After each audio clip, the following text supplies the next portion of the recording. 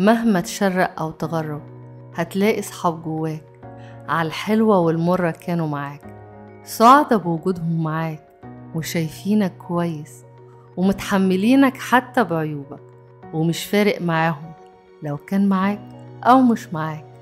ولما كل الناس تتخلى عنك دايما هم جنبك، نظرتهم ليك مش بتتغير لا بنجاح ولا بفشل ولا بغنى ولا بفقر.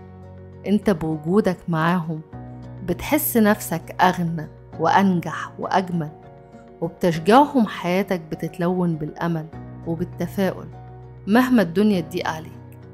مهما تشرق أو تغرب، مهما تبعد أو تجرب، مهما تقابل ناس بيفضلوا هم في قلبك أغلى وأعز الناس، بيفضلوا حافظين مكانهم مهما الأيام تبعد ما بينكم، ويفضل الحب ليهم لأن قلوبهم أغلى من الماس.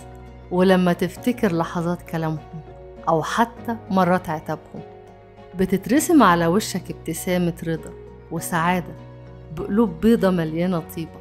لو لك صاحب حقيقي حافظ عليه ودور على نفسك معاه وسامحه لو في وقت قسي عليك، لأن الحب الحقيقي مش بسهولة بتلاقيه.